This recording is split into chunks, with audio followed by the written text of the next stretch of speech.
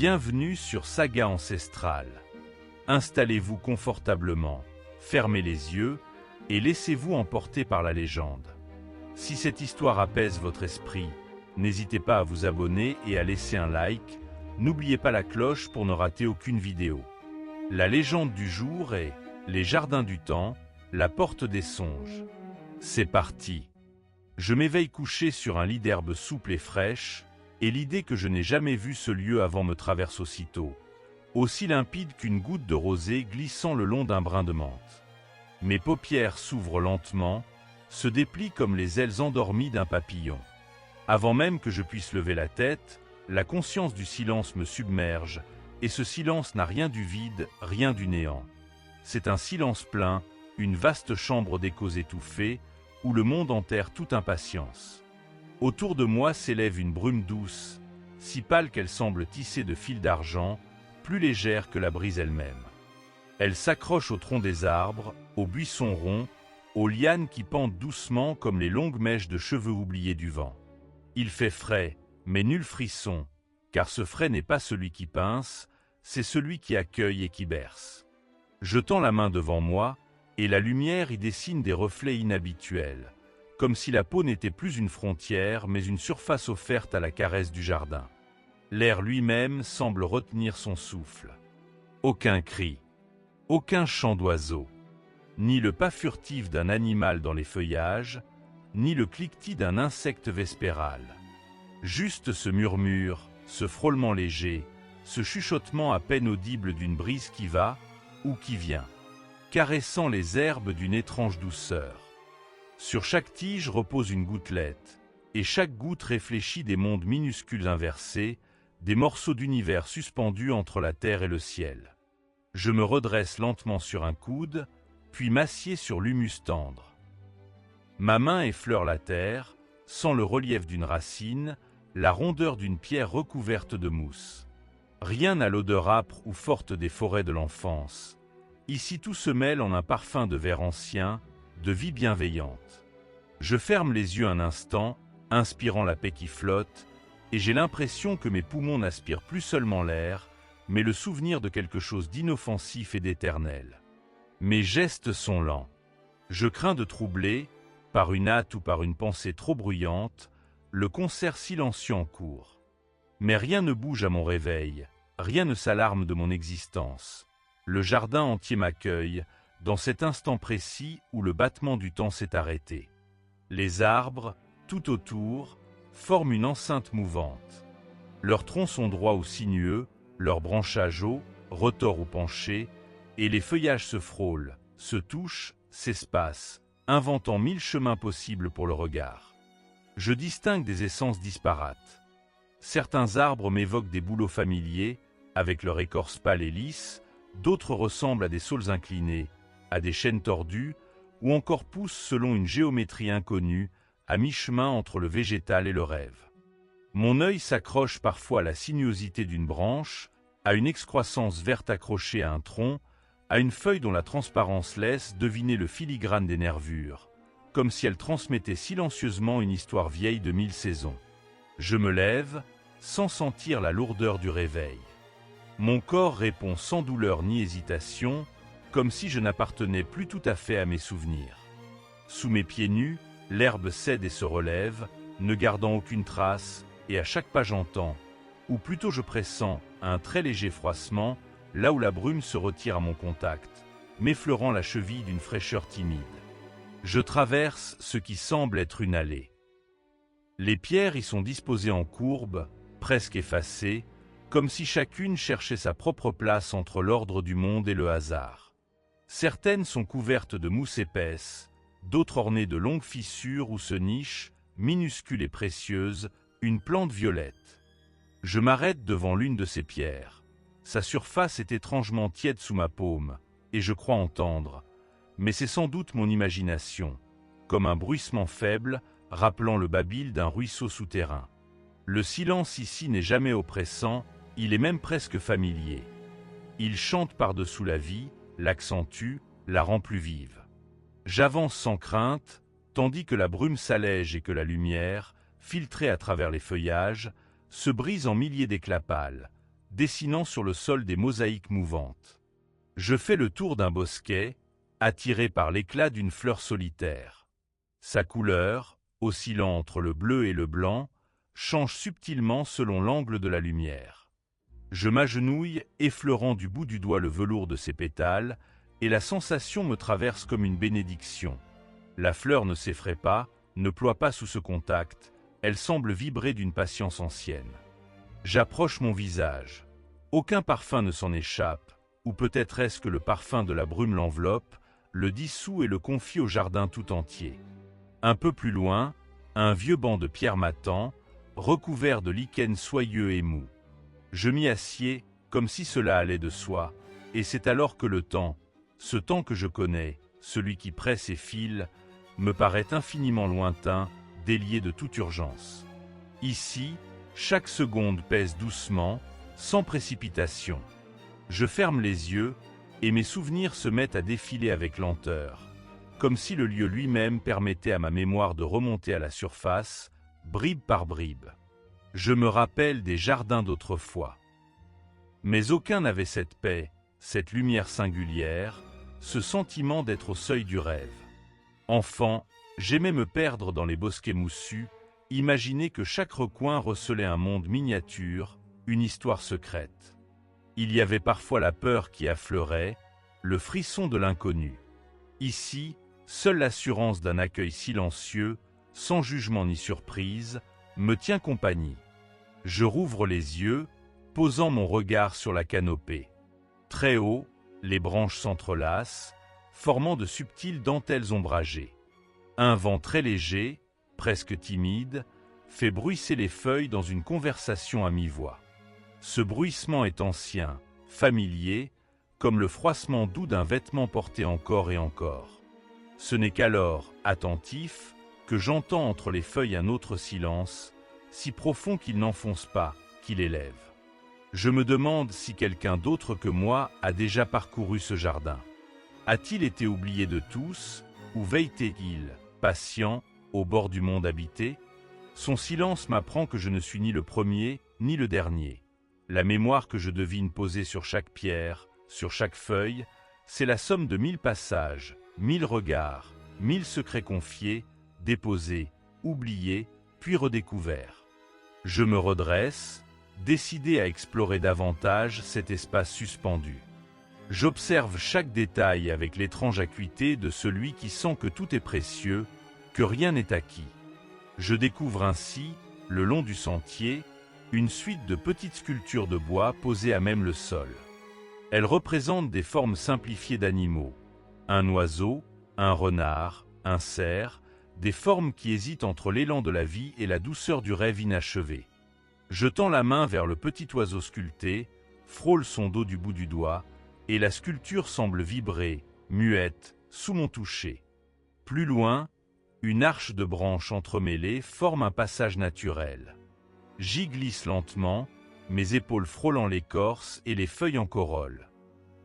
De l'autre côté, la brume se fait moins dense, la lumière plus dorée, et l'odeur du verre se nuance de quelque chose de chaleureux, de presque sucré.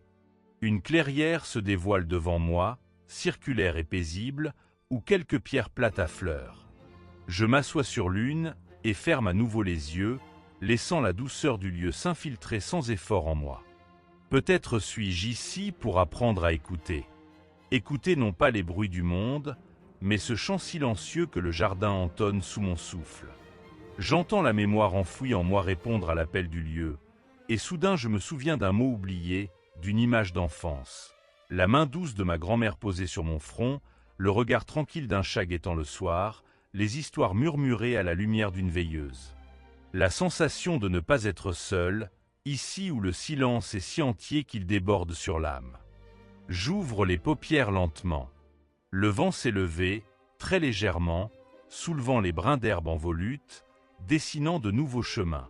Les arbres se balancent sans bruit, et dans leur danse, j'imagine qu'ils me saluent, complices, gardiens fidèles.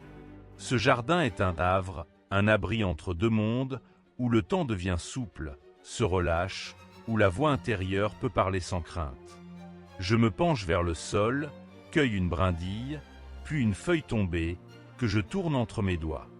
Je songe à la patience du bois, à la lenteur du monde végétal, à la manière dont chaque veine, chaque courbure dans la matière raconte une histoire plus ancienne que la mienne.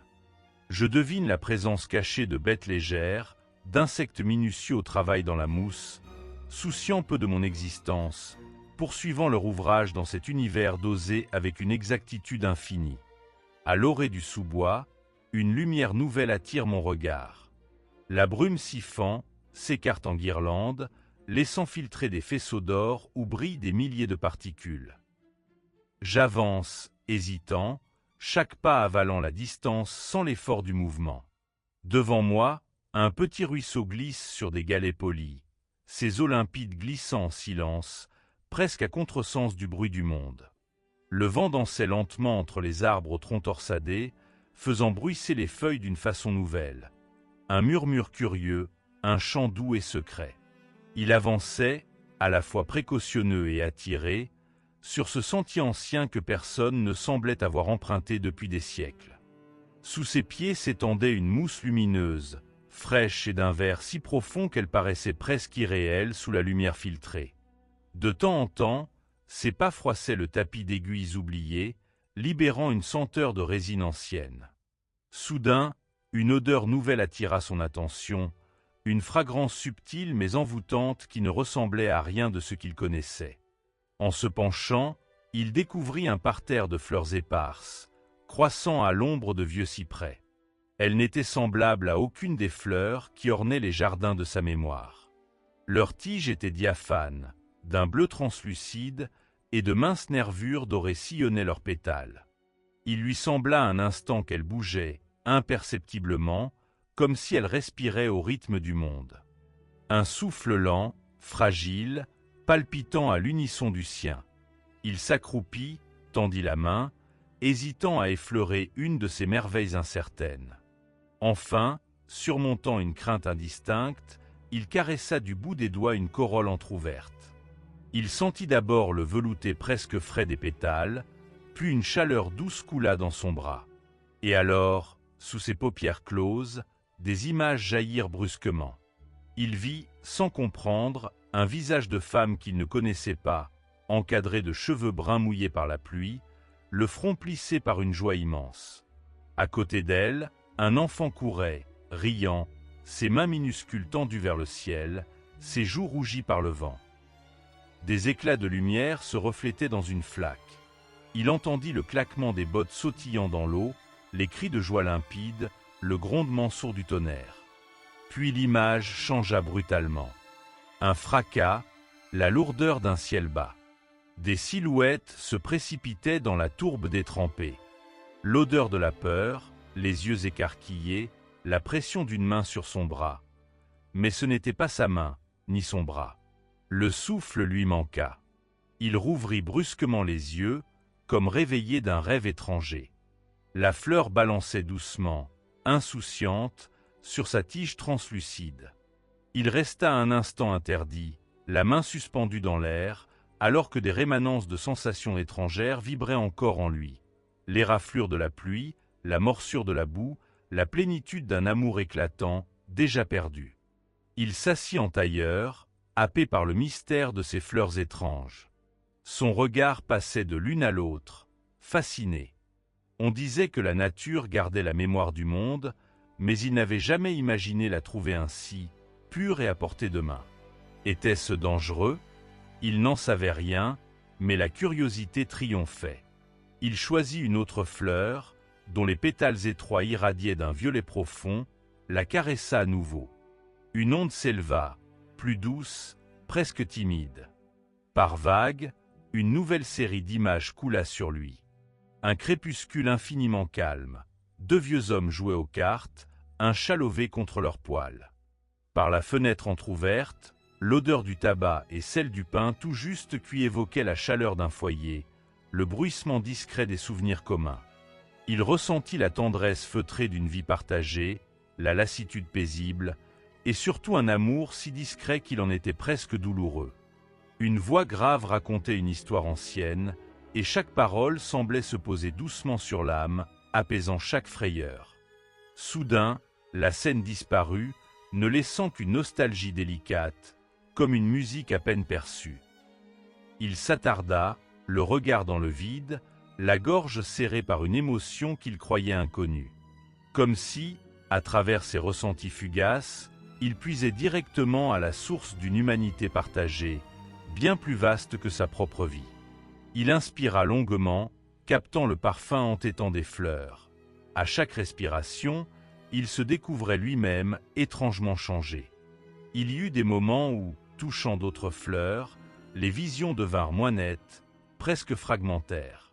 Des éclats de bataille plus anciennes encore, où la boue collait aux bottes et où des hommes s'étreignaient dans un ultime espoir avant la tourmente. Parfois, il voyait un champ de blé doré, un vêtement qu'on jette en l'air, le rouge furtif d'un ruban, des mains qui se frôlent, tremblantes, avant de s'arrêter trop vite, brutalement séparées. D'autres fois encore, une jeune fille assise sur un banc de pierre gratte le sol du bout d'un bâton, gravant des signes oubliés, le regard perdu dans l'attente. Chacune de ces fleurs portait en son cœur la mémoire vibrante d'un instant, d'un souffle, d'une vie disparue. Il en vint à se demander qui avait foulé ce lieu, qui avait laissé ici, au hasard de leur passage, les fragments de leur âme. Peut-être des voyageurs égarés, des enfants rêveurs, des vieillards en paix ou des amants brisés. Il ne pouvait que deviner, porté par la poésie de ces morceaux d'existence entremêlés. Il poursuivit sa marche dans la clairière, effleurant parfois une corolle du bout des doigts, respirant la diversité chatoyante des souvenirs déposés là, explorant ses mémoires comme un archéologue au cœur du vivant. Parfois, ce qu'il sentait n'était qu'émotion diffuse. Le goût salé d'une larme, l'éclair d'une peur, la douceur d'une main que l'on embrasse. À d'autres, ce fut l'éclat d'un rire, si cristallin qu'il pouvait presque l'entendre résonner dans l'air, s'élever et se dissoudre dans la ramure des arbres. Bientôt, il comprit que ses souvenirs n'étaient pas figés, qu'ils pulsaient, s'étoffaient ou s'affaiblissaient selon la force de l'émotion qui les avait nourris à l'origine. Certaines fleurs s'ouvraient au passage, libérant dans la brise une senteur si vive qu'elle réveillait ses propres souvenirs longtemps ensevelis. Il se souvenait alors d'un automne oublié, de l'odeur de la soupe chaude dans la cuisine de sa grand-mère, des taches de lumière sur la nappe, du bonheur simple d'une main serrée, d'un secret murmuré trop doucement. D'autres résonnaient étrangement, comme si elle lui racontait son histoire à lui, ou celle de quelqu'un qu'il aurait pu être, en d'autres temps, en d'autres lieux. Une fleur plus grande attira son regard. Sa corolle, striée de reflets d'ivoire et de bleu, semblait palpiter avec une intensité particulière. Il hésita. Une sensation de vertige le prit, un malaise léger, comme une peur de trop en découvrir. Mais à présent que le mystère lui avait été révélé, il ne pouvait détourner les yeux. Il tendit la main, toucha du bout du doigt la tige souple, retint son souffle. La vision fut plus vive que jamais. Il se vit lui-même, enfant, debout dans un vaste hall silencieux. Partout, la poussière flottait dans l'air doré. Sur une table, des morceaux de verre colorés créaient des jardins de lumière sur le sol. Quelqu'un l'appelait, très loin, d'une voix aimée. Il tourna la tête, mais la voix resta floue, irréelle. Puis, l'image se brouilla. Il se sentit emporté au cœur d'une tempête, percuté par la violence crue d'un adieu, la gorge serrée dans un sanglot qu'il croyait oublié. Il voulut hurler, appeler quelqu'un par son prénom, un prénom qu'il ne connaissait pas ou plus. Tout disparut, la vision explosa dans un jaillissement de lumière blanche. Il s'effondra à genoux, secoué par l'onde de ce souvenir. Un instant, il se sentit perdu entre les mondes, étranger à sa propre vie. Il respira profondément, ramenant à lui le présent, le sol ferme sous ses mains, la moiteur du sous-bois, le cri lointain d'un jet. La fleur vibrait à peine devant lui, mais sa mémoire brûlait encore. Tout doucement, il comprit. Ces fleurs ne gardaient pas seulement la mémoire de ceux qui étaient passés. Elles conservaient aussi un écho de lui-même, ou peut-être des fragments de ses propres vies passées. Ces visions étranges, si intenses, venaient de son propre cœur, mélangées aux 1000 souvenirs humains déposés là, invisible et pourtant toujours vibrant. Il sentit une paix étrange, presque joyeuse, le traverser. Le passé ne disparaissait jamais entièrement. Il sommeillait dans les replis du monde, prêt à refleurir à chaque saison, pourvu que l'on veuille encore l'écouter. Il comprit alors pourquoi, à chaque effluve, il avait le sentiment de retrouver quelque chose d'essentiel. Une part de soi égarée, prête à renaître à la lumière du jour. Il se releva, exténué et pourtant rempli de gratitude, émerveillé par l'infinie richesse de la forêt. Il marcha lentement à travers le cercle des fleurs, effleurant de temps à autre une tige, recueillant à chaque pas la trace d'une tristesse muette, d'une joie vive, d'un désir irréalisé. Alors qu'il avançait, le parfum des fleurs se mêla au murmure du vent. Ses souvenirs à lui se confondaient peu à peu avec ceux des autres, dessinant un réseau invisible d'émotions, de rires, de peur et de tendresse. Il se surprit à sourire, à soupirer, à pleurer parfois, sans toujours comprendre pourquoi. Chaque émotion réveillée était unique et pourtant familière, comme un ami retrouvé après 1000 années. Il s'arrêta devant une dernière fleur, la plus discrète, presque cachée dans l'ombre d'une racine. Un simple geste, une caresse. Cette fois, ce fut le vide d'abord, puis la chaleur d'un foyer, la certitude d'être chez soi. Il sentit la main d'un parent serrer la sienne, une voix rassurer sa peur d'enfant, un berceau de lumière et d'odeur de pain. La lumière commençait à décliner doucement, caressant d'une main pâle les fougères humides et les ronces paresseuses. Son souffle se mêlait à l'air frais, charriant une odeur de bois mouillé et d'humus. Le chemin, dont la terre généreuse s'ouvrait sous ses pas comme une confidence, le menait vers une étrange quiétude. Il percevait le silence à chaque détour, mais un silence habité, tapissé de promesses et de remous invisibles. Après un ultime tournant bordé de saules bras pendants, il découvrit l'étang. Il était là, lové entre deux pentes, protégé du vent par un cercle de bouleaux droits et patients. L'eau, plus lisse qu'un miroir, semblait être le fruit d'une promesse tenue par la nature elle-même. Rien ne bougeait, pas un frisson, pas une ride. Seuls les nuages, au perché dans le bleu, glissaient sur la surface en une lente procession, aussi solennelle que le fil du temps. Il s'approcha avec précaution, attentif à chaque mètre parcouru, comme si l'étang gardait jalousement son secret. La lumière du soir était douce, tamisée, et la pénombre commençait à ronger l'or du jour. Lorsqu'il s'arrêta au bord, un léger courant d'air fit bruisser les feuilles au-dessus de sa tête, mais l'eau demeura paisible, impassible, ne trahissant rien d'autre que la lente dérive luminescente des nuages. Il s'épenca. Son cœur battait dans sa poitrine, il y avait là, inexplicablement, l'impression d'être arrivé quelque part, bien plus qu'un simple lieu.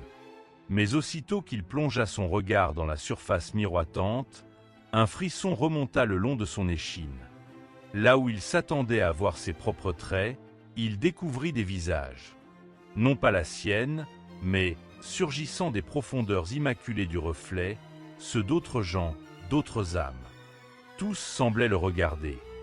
Tous voyaient au travers de lui, comme s'il était le point de rencontre entre leur monde et le sien. La surprise fut telle qu'il crut d'abord à une illusion.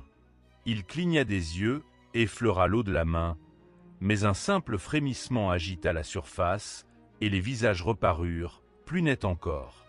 Une femme d'un âge indéfinissable lui adressa un sourire si doux que cela le transperça, filant jusqu'à son cœur une onde de tendresse ancienne.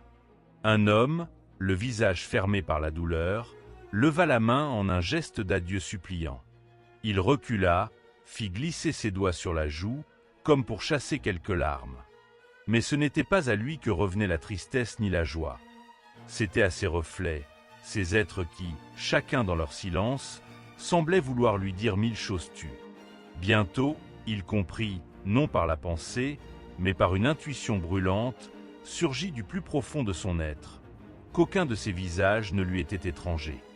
Tous, d'une manière ou d'une autre, lui appartenaient ou l'avaient traversé. Des regards d'enfant emplis de curiosité, la flamme fière d'un adolescent rebelle, la lassitude d'un vieillard perdu dans ses souvenirs, tous ces visages formaient une procession de vie enchevêtrée à la sienne.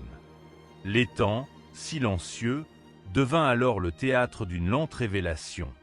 Il s'agenouilla au bord, posant doucement les mains sur la mousse trempée qui saignait la rive.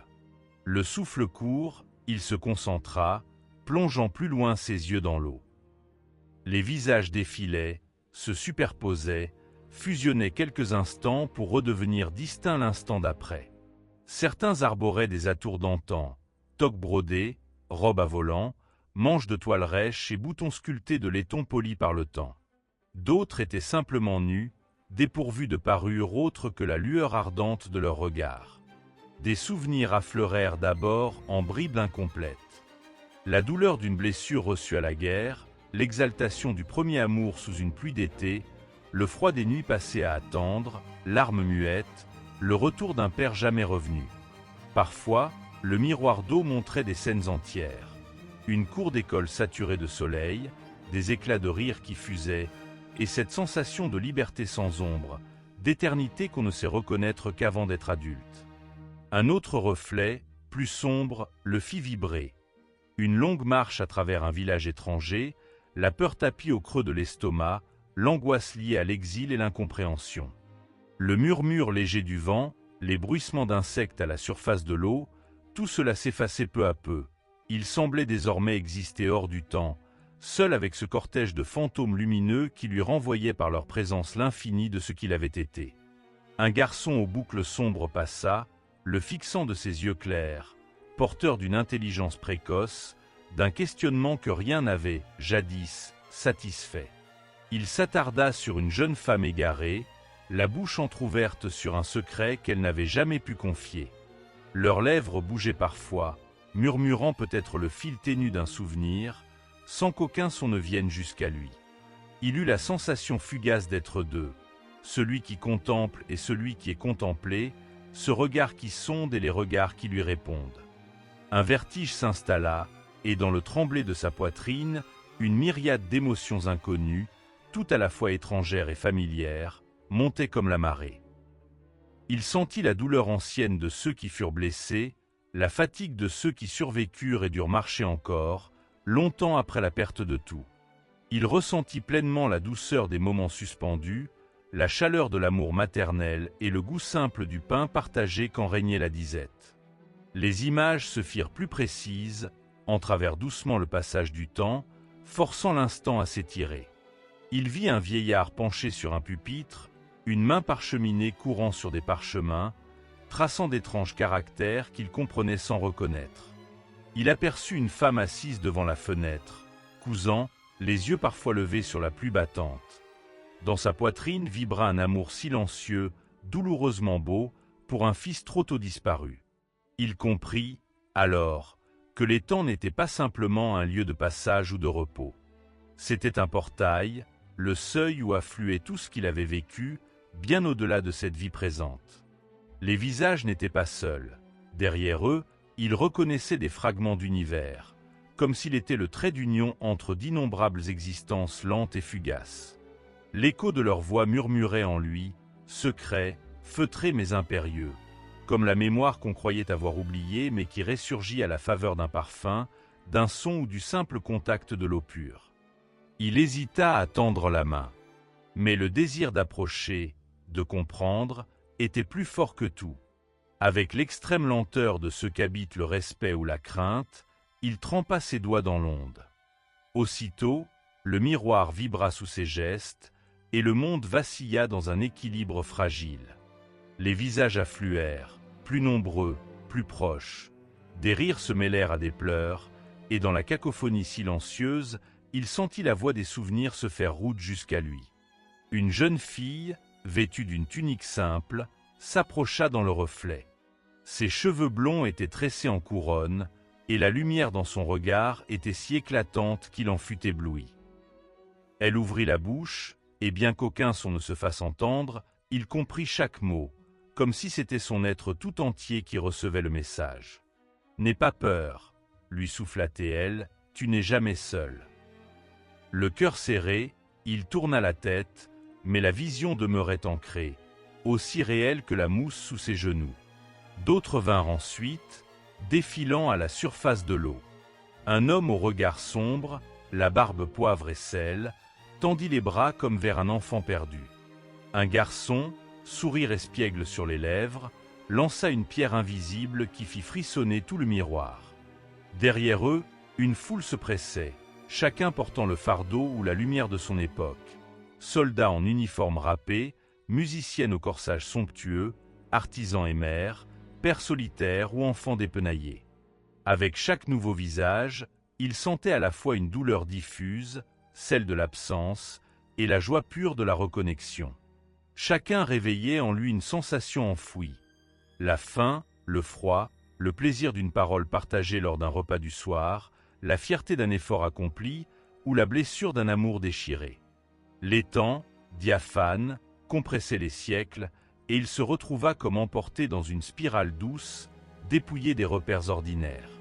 Son souffle devint calme, profond. Il s'abandonna à la magie du lieu, accueillant les vies en lui-même comme autant de branches rattachées, mystérieusement, au tronc de son être. Un instant, il crut entendre un chant grave. Des voix qui, mêlées, formaient un chœur lent, apaisant, qui accompagnait le lent va-et-vient des nuages sur l'eau.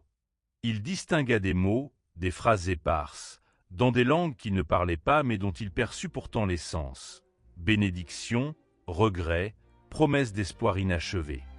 Il sentit la tristesse d'une femme dont il connaissait le deuil sans pouvoir l'expliquer.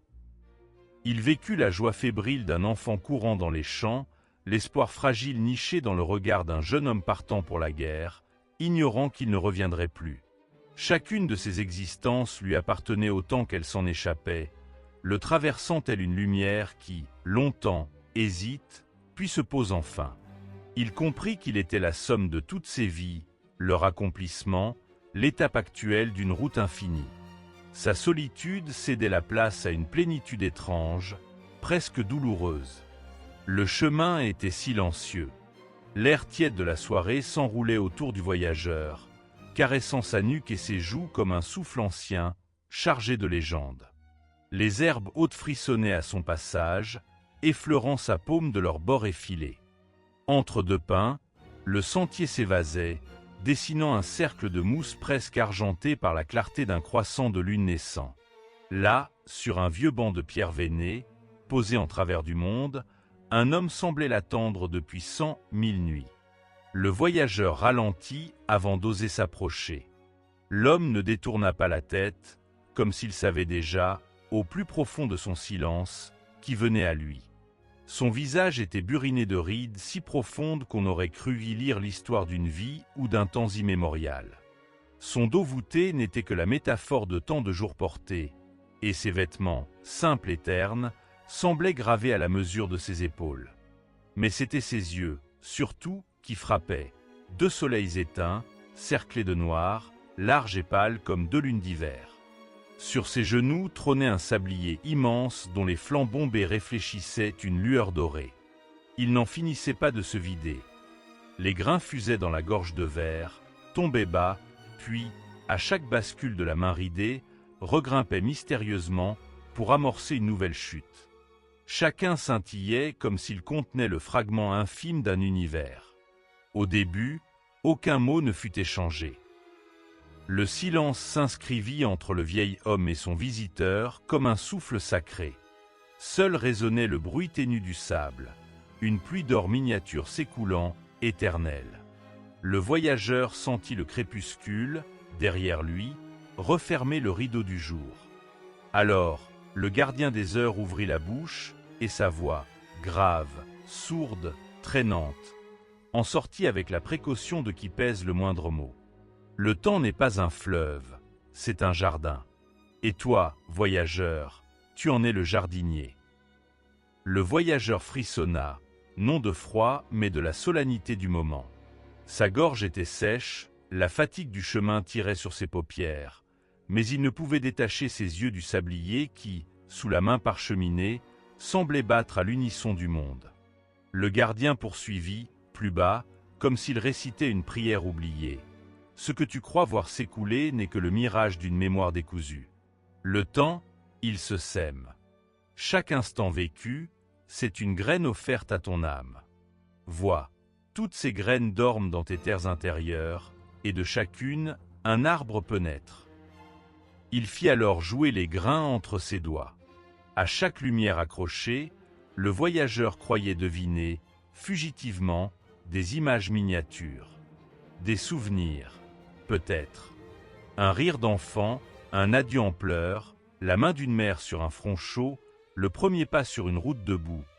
Tout paraissait piégé sous l'écorce lumineuse du sable. Le gardien leva ses yeux éteints vers le ciel, puis redescendit lentement son regard vers son interlocuteur. « On m'a confié ce sablier quand j'ai eu la sagesse de regarder mes propres semis, » dit-il lentement. « Ce que je tenais pour perdu a germé ailleurs. Ce à quoi je m'agrippais s'est fané sans bruit. J'ai attendu, je me suis recueilli, et j'ai appris à lire les traces minuscules laissées sous le pas du quotidien. » Il se tut, laissant le vent charrier la rumeur des pins et l'odeur résineuse de la nuit. Le voyageur, d'abord incrédule, sentit que quelque chose fondait en lui, une barrière longtemps tenue contre l'immobilité, contre la réflexion. Car lui avait toujours saisi la vie comme une suite d'élans, de courses, de promesses à tenir avant le créveloppement du temps. Mais là, devant ce sablier étrange, la course se suspendait.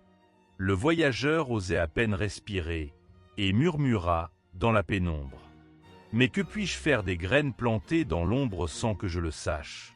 Si tout le temps m'échappe, que puis-je cultiver ?» Le gardien sourit, ridant encore la toile de sa peau. « Il n'est aucun jardin sans friche, » souffla-t-il. « Dans chaque homme vivent des saisons de jachère, des souvenirs égarés, des soins jamais venus à bourgeonnement. Mais rien n'est vraiment perdu, pas plus qu'un hiver n'efface la promesse du printemps. Le temps vécu, même rêvé, même oublié, se dépose en toi.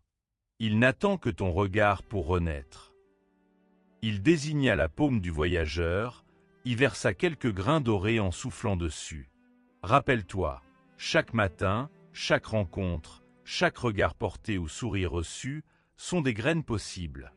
Certaines lèveront demain, d'autres sommeilleront jusqu'à ce que tu en prennes conscience. » Le voyageur observa ces grains, incrédule. Pourtant, dans la lumière faible, il lui sembla qu'un monde complet palpitait dans chacune de ces poussières dorées. Peut-être, songeait-il, avait-il en lui plus de saisons qu'il ne le croyait. Peut-être ses regrets, ses joies, ses peines anciennes, étaient-ils des semences oubliées sous la gangue du quotidien. Le jardin du temps ne se côtoie pas comme on traverse un fleuve, poursuivit le gardien. Il faut s'y pencher, creuser la terre noire, en prendre soin, accueillir la pluie autant que la sécheresse. Ce qui s'y fane retourne à la poussière, enrichit le sol autrement. Tu es le maître du geste, l'aube de la récolte. La main ridée effleura la sienne, et, un instant, le voyageur fut traversé d'images si vivides qu'il en eut le souffle coupé. Sa première maison, un rire perdu dans une cuisine tiède, l'odeur des draps d'enfance, une nuit d'orage où il avait cru que tout finirait. La succession des images tissait en lui une chaleur douce amère. Les graines du sablier, sur sa main, vibraient de toutes ses mémoires jointes. Mais tout cela, murmurait-il, peut-il durer? Si le passé me hante, comment puis-je semer dans le présent? Le gardien accueillit sa question dans un silence long. Puis il répondit, d'une voix où tremblaient des notes de vieille tendresse. Le passé doit s'accueillir comme un fruit mûr, pas comme un boulet de pierre. Ce que tu retiens t'empoisonne. Ce que tu contemples, tu l'amandes. N'aie crainte de la tristesse ou du deuil. Laisse-les décanter, reposer, se mêler au terreau de ta vie. Car c'est dans la patience du jardinier que naissent les fleurs les plus rares. Il ferma les yeux, enlaça le sablier contre sa poitrine. Le souffle du voyageur se fit plus profond, le calme du lieu l'envahissant comme une nappe de brume. Il eut soudain conscience de la lenteur de son propre cœur. Des pensées jadis furieuses, hérissées comme des ronces, s'amollissaient. Il imagina son âme comme un vaste champ, ouvert sous un ciel infini, bordé par les souvenirs de ce qu'il avait vécu, espéré, raté, réussi. Il sentit, l'espace d'un instant, la certitude de sa propre impermanence, et en cela, paradoxalement, une paix douce. Le gardien rouvrit les yeux. « Ton pouvoir, souffla-t-il, n'est pas de t'attacher aux saisons passées, ni de redouter les gelées futures. Il est de prêter attention, d'accueillir l'instant comme on recueille la pluie, de donner forme à ta terre de ce qui t'est offert. Le temps, tu le portes en toi. Quand tu marches, il marche. Quand tu crées, il fleurit. Rien ne t'est réellement ôté. Chaque chose prend racine différemment. » Le voyageur contempla à nouveau les grains de lumière.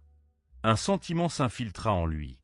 Et si, à chaque instant, il lui était possible de cultiver une tendresse nouvelle, une écoute, une graine de pardon pour soi-même? Et si, même la solitude, la douleur d'autrefois, n'était qu'un humus fertile, la base d'un renouveau qu'il n'avait pas su nommer? « Dis-moi, gardien, murmura-t-il, y a-t-il une saison meilleure qu'une autre pour commencer à semer ?» Le gardien sourit d'un sourire à la fois triste et émerveillé, pareil au soleil levant sur une terre assoiffée de lumière.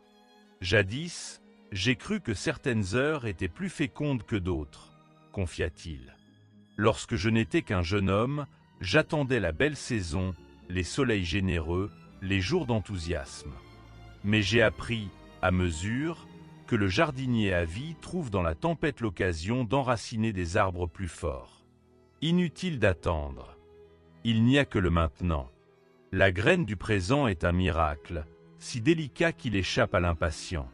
« Mais si j'ai peur ?»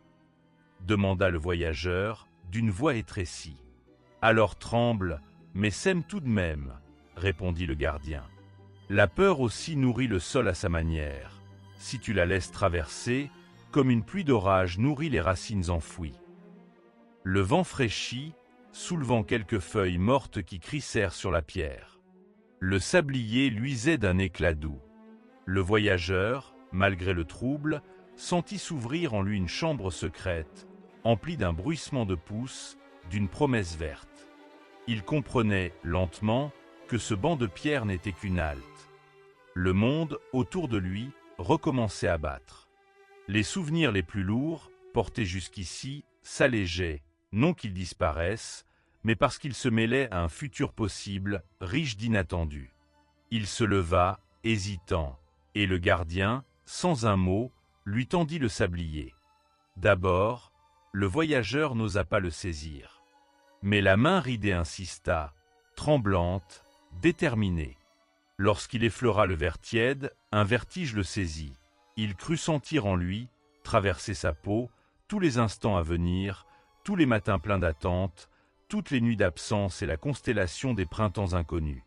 Sous mes pieds s'étend le voile tremblant d'un sentier inconnu, et quelque chose dans l'air me dit que la nuit ne sera plus jamais la même. La brise s'est tue, et je me retrouve immobile, face à une lumière étrange qui caresse doucement le sol. La poussière, présente jusqu'ici dans mes chaussures, s'est effacée comme par magie. En dessous s'étire maintenant un fil d'argent, mince et vibrant, plus translucide que l'aile d'un papillon nocturne. J'avance, fasciné, et aussitôt que ma semelle touche ce fil, une étoile s'allume, pure et palpitante, comme si ma venue était attendue depuis l'aube du monde. À chaque nouveau pas, le sol s'illumine d'un éclat différent. Parfois, la lueur est froide et paisible comme celle d'Aldébaran sur une nuit d'hiver, parfois chaude et vibrante, un peu comme la lumière du cœur battant de Bételgeuse. Je découvre que la lumière suit mes mouvements, s'étire, se contracte, et devient peu à peu une mer vivante d'étoiles. Je regarde autour de moi, espérant retrouver le chemin de la forêt d'où je viens, mais tout s'est effacé derrière moi, englouti dans une obscurité paisible, irréelle. Tout à coup, une sensation étrange envahit mon corps. Je marche, mais la pesanteur s'estompe, comme si la terre avait relâché son emprise. Je ne fais plus que frôler, glisser à la surface d'un fleuve cosmique, et c'est la voûte céleste elle-même qui s'étale sous mes pieds, offerte, fidèle et silencieuse. Je m'arrête un instant, fasciné par le spectacle qui se déploie à perte de vue.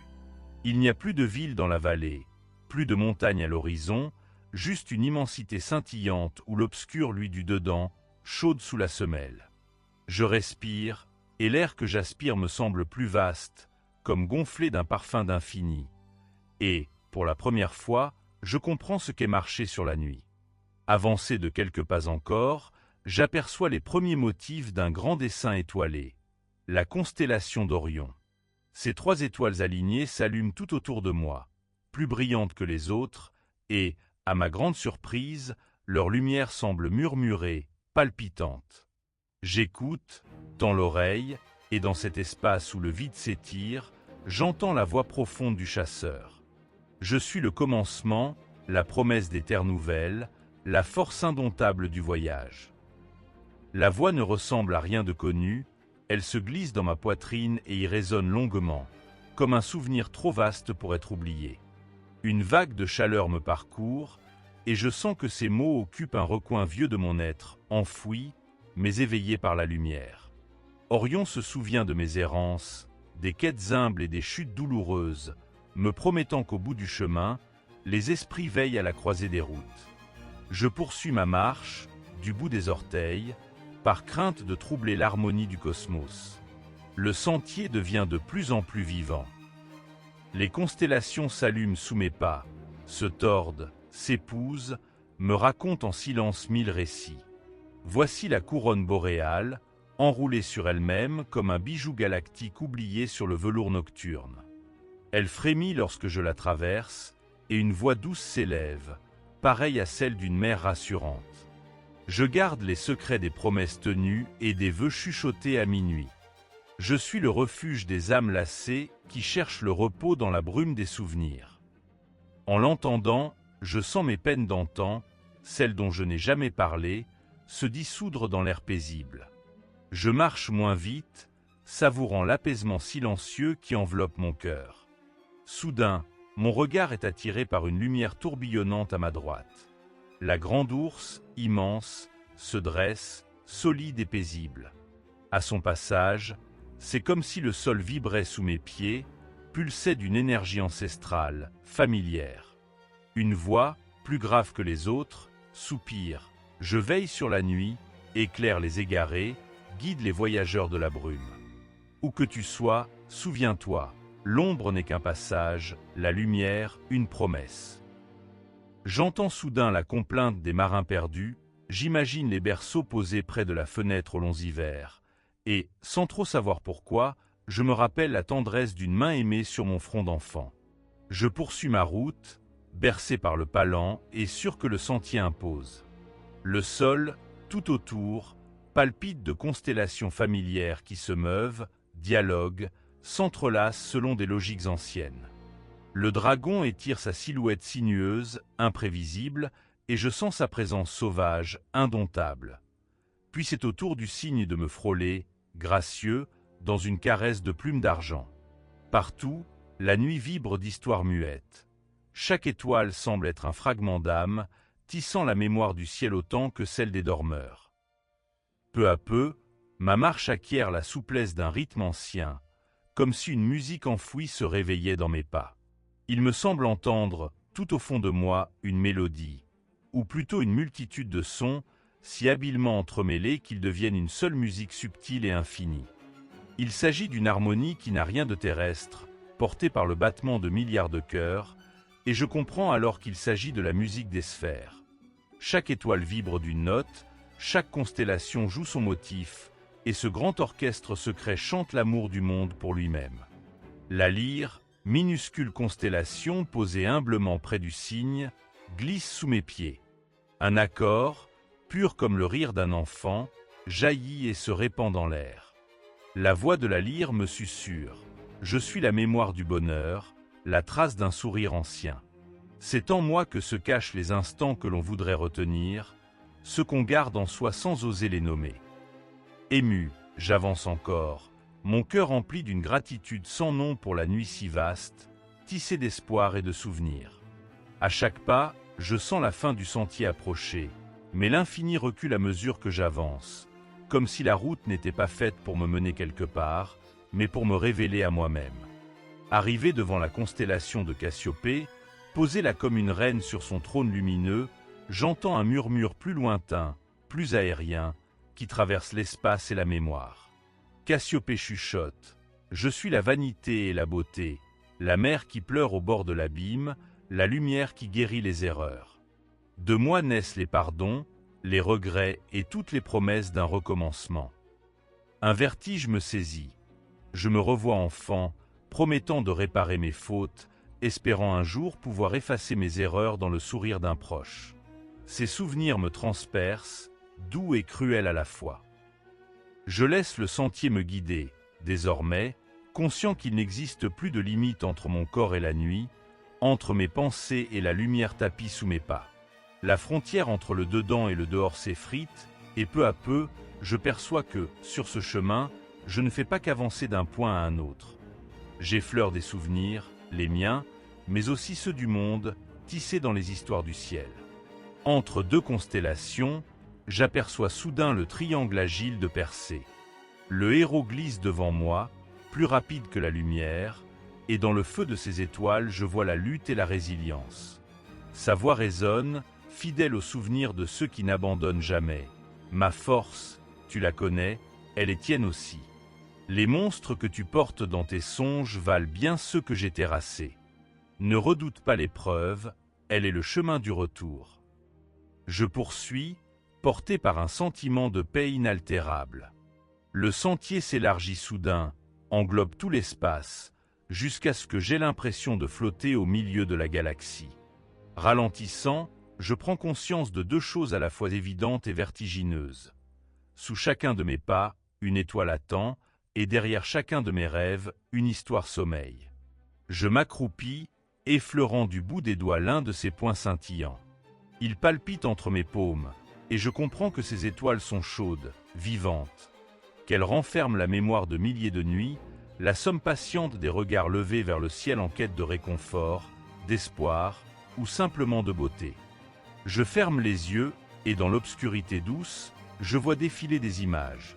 Des enfants qui s'émerveillent du passage d'un météore, des amants qui se promettent l'amour éternel sous la tête du taureau, des vieillards qui murmurent encore le nom des disparus à la lueur de la lune. Tout cela est là, contenu dans cette étoile minuscule posée sous mes doigts et qui pulse à l'unisson de mon cœur. Lorsque je me relève, la marche devient dense. Chaque pas est une invitation lancée à l'univers de murmurer sa vérité. Je franchis maintenant les poissons, dont la voix diaprée glisse comme un ruisseau sous une pluie légère. Nous sommes la patience et la fluidité, nous guidons le passage entre les mondes. Sur nos traces se meuvent les rêves inachevés, les désirs qui cherchent encore leur port. Je souris malgré moi. Combien de prières, combien de souhaits n'ai-je pas confiés aux poissons, dans les silences où la parole échoue. Leur voix me rassure, et la douceur de l'eau coule en moi, apaisant les tempêtes de ma mémoire.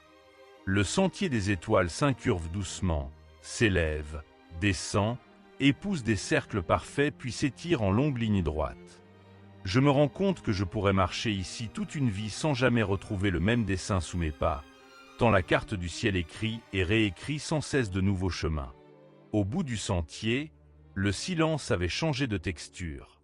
Il n'était plus tout à fait le silence du sous-bois, feutré de terre et parsemé de craquements de brindilles, ni le silence des vieilles pierres recouvertes de lierre, mais un silence presque conscient, comme si la lumière elle-même retenait sa respiration. L'air était parfumé d'un arôme plus subtil encore que celui des feuilles mourant lentement sur la terre. Un parfum d'attente, teinté de rosée et d'invisible. Sous ses pas, le chemin s'effritait par endroits, le gravier s'était mêlé à des taches d'herbe plus résilientes et à la mousse, douce, exubérante, caressant ses chevilles. Là, devant lui, se dressait l'arche, courbe et sereine, comme posée là par le temps, trop ancienne pour qu'on puisse en deviner l'origine. Elle semblait avoir grandi sur place, modelée peu à peu par les siècles, la pierre poudrée de verre lumineux.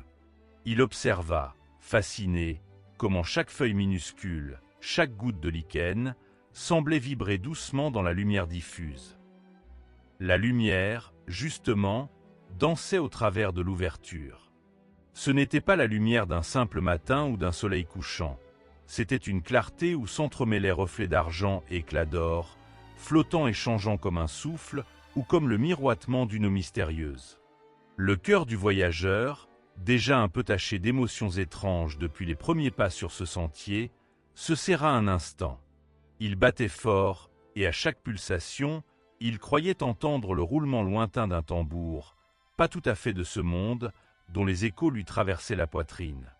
Il tendit la main, hésitant, et sentit sous ses doigts la douceur froide de la mousse. La pierre, là-dessous, était lisse, comme polie par 1000 caresses, usée par l'éternité. Il posa le front contre l'arche, ferma les yeux. Sa respiration avait changé, elle aussi, lente, profonde, s'accordant sans qu'il le veuille au rythme du tambour. Il y avait, derrière cette porte, quelque chose qu'il avait longtemps pressenti sans jamais pouvoir nommer. Ce n'était pas le passage vers un ailleurs, mais vers lui-même. Respirant plus profondément, il laissa couler en lui le souvenir de toutes les nuits passées à rêver. Il revit des instants d'enfance, allongés dans l'obscurité tiède, quand rien n'existait que ce monde intérieur vibrant de couleurs, de sons, de surprises. À mesure que l'écho du tambour s'intensifiait, il sentit la membrane fragile du rêve se tendre autour de lui, prête à se déchirer pour laisser passer une réalité plus étrange et plus vaste. Sa main tremblait un peu lorsqu'il passa enfin le seuil. Aussitôt, la lumière changea de texture. Autour de lui, l'air paraissait plus épais, comme s'il avançait dans une eau tiède et lumineuse. Sous ses pieds nus, la mousse devenait velours, et le parfum du sous-bois prenait des accents de miel et de menthe. Il fit un pas, puis un autre, jusqu'à ce que l'arche ne soit plus qu'un souvenir derrière lui, une courbe douce parmi 1000 autres formes changeantes. Là, tout semblait vivant et paisible. Des arbres se dressaient, hauts, immobiles, mais leurs branches, pourtant inertes, bruissaient d'un murmure doux venu de nulle part. Sur le sol, la lumière dessinait des arabesques d'ombre et de clarté, qui s'enroulaient, s'étiraient, puis se dissolvaient lentement. Il y avait là, flottant dans l'air, des poussières d'argent et d'or, minuscules et radieuses, qui venaient se poser sur sa peau, y inscrivant des frissons délicieux. Il marcha, sans hâte, porté par la certitude d'être attendu et accueilli. À droite, un ruisseau à peine visible coulait, sans bruit, bordé de pierres translucides. Sur sa surface, de petites créatures aux ailes diaphanes se posaient, faisant éclater de brèves gerbes irisées. Quand il s'arrêta, le bruit du tambour lui parvint plus fort encore. Il n'était pas seulement dans ses oreilles, il vibrait partout, dans l'air, la terre, jusque dans sa colonne vertébrale. C'était le battement primordial du rêve, un battement qui ne s'interromprait que s'il renonçait à dormir. Autour de lui, le paysage n'était pas immobile. Il lui semblait constamment modelé par ses propres pensées ou ses souvenirs. À mesure qu'il avançait, un arbuste se couvrait soudain de fleurs d'enfance, des fleurs d'un bleu trop intense, impossible à nommer, mais qui lui rappelaient des jeux d'autrefois sous les pruniers sauvages. Puis, plus loin, la silhouette d'un fauteuil, familier et tendre, comme celui où il s'assoupissait près de la cheminée, lui apparut en filigrane entre deux troncs, avant de se dissoudre dans la lumière. Il comprit alors, sans effort, que ce lieu n'était tissé que de sa propre histoire, de ses désirs enfouis, de ses peurs apaisées. Sur le tronc d'un bouleau riverain, la lumière révéla des gravures minuscules, un prénom oublié, une date dont le chiffre flottait comme la buée. Tout, ici, était à la fois réel et intangible, sculpté dans la matière même de ses songes. Il s'assit, croisant les jambes sur un coussin de mousse. Il n'avait plus peur, ni froid, ni faim. Il ne sentait ni la fatigue ni la pression du temps. Il laissa son regard se promener, libre et curieux, sur les ondulations de lumière et sur les formes naissantes qui se modelaient, prenaient vie avant de doucement s'évaporer. Parfois, il croyait voir un visage, doux, familier, qui lui souriait et disparaissait en un clin d'œil. Par moments, il sentait que la frontière entre son être et le monde autour de lui s'atténuait. La caresse du vent sur sa joue était aussi celle d'une vieille tendresse. La chaleur d'un rayon doré était celle de bras aimants. Il percevait, distinctement, la présence d'autres vies, des souvenirs de voix, des bribes de mélodies murmurées, tout un peuple invisible mais rassurant, fait d'anciens amis, de moments heureux, de présences passées. Il se pencha en avant, les pouces posés sur la terre moelleuse, et sentit sous ses doigts la pulsation du tambour, massive et douce. Il s'absorba dans cette sensation, la laissant grandir en lui, emplir sa poitrine de paix, de confiance. Son esprit tout entier baignait dans une quiétude nouvelle, faite de musique intérieure, de parfums retrouvés. Au-delà du ruisseau, des silhouettes se déplaçaient dans la lumière, comme des ombres indécises. Elles ne l'effrayaient pas.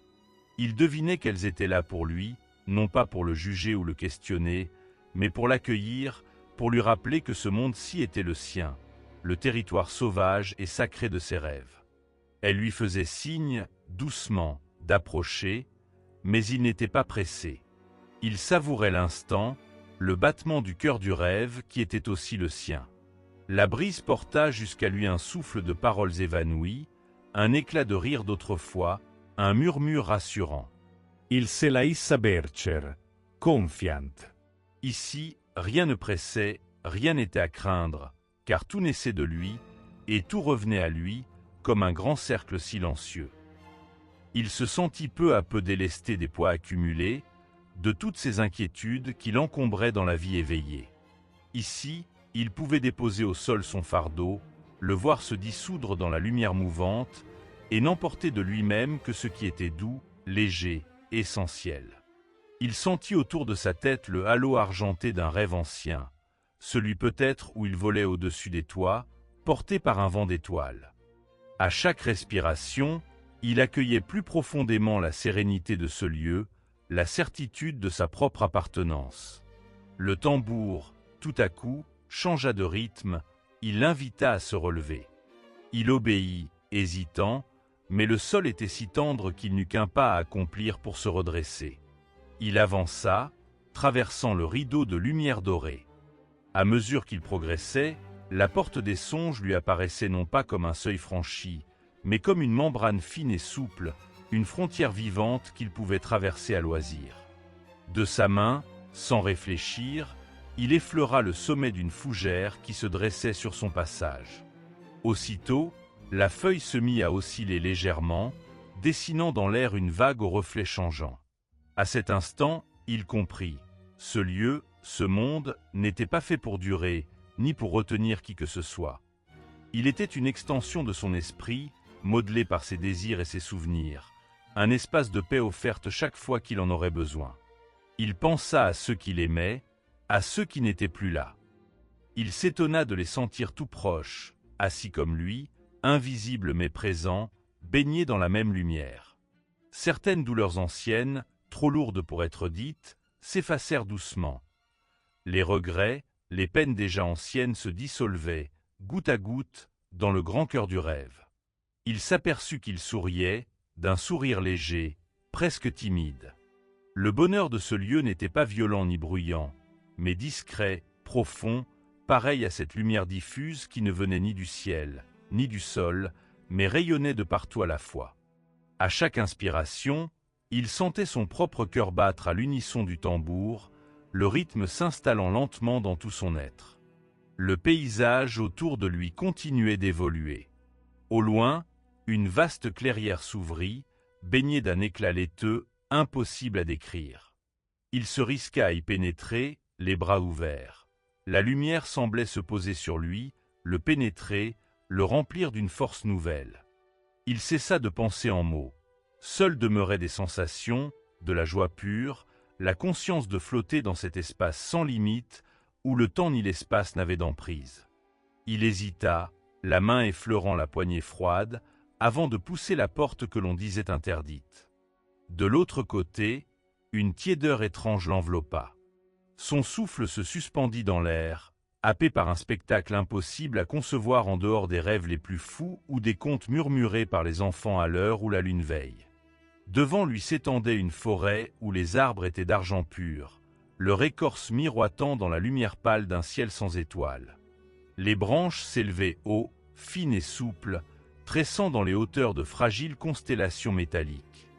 Mais ce qui fascinait le plus n'était ni la blancheur éclatante du bois, ni la pureté du monde auquel il venait d'accéder. Partout, aux branches étirées, pendaient des montres. Montres anciennes à gousset, scintillant doucement, chaînes balancées comme des lianes. Montres de poche, modernes, gravées de noms oubliés, montres-bracelets de cuir usé, de métal poli par la vie, réveils bosselés, minuscules horloges murales, colliers finement ciselés, montres d'enfants et montres d'aïeux. Des milliers de montres, des myriades, abritées sur chaque rameau, accrochées à chaque feuille d'argent fin. Les montres balançaient parfois, légères, à peine tressautant dans l'air feutré. Leurs aiguilles dansaient, insoumises, certaines filant à la vitesse de l'éclair, d'autres paraissant se mouvoir dans une lenteur abyssale, presque arrêtées dans l'espace. Abasourdi, il fit un premier pas. Le sol, tapissé d'herbes lunaires, murmurait sous son poids comme une étoffe précieuse. Aussitôt, un choc sourd envahit ses oreilles. Une rumeur née d'innombrables tic-tac, fuseaux invisibles et pourtant palpables. Le chant des montres, c'était cela, une polyphonie sans égale, émotionnelle autant que mécanique, résonnant entre les troncs et les feuillages. En clignant des yeux, il aurait juré que la brise elle-même était faite de temps. Chaque bouffée portait un parfum différent. Chaque inspiration éveillait des souvenirs d'instants oubliés, peut-être jamais vécus sauf quelque part, par quelqu'un d'autre, un autre lui. Il avança encore, pris d'un frisson intérieur, mi-peur, mi-béatitude. Chaque montre, chaque battement, vibrait de vie. Si bien qu'entendant l'oreille, il devinait derrière le simple tempo une histoire offerte. Voici un tic-tac aigu, précipité. C'est une enfance écoulée trop vite, des rires filants comme le vent dans une cour d'école.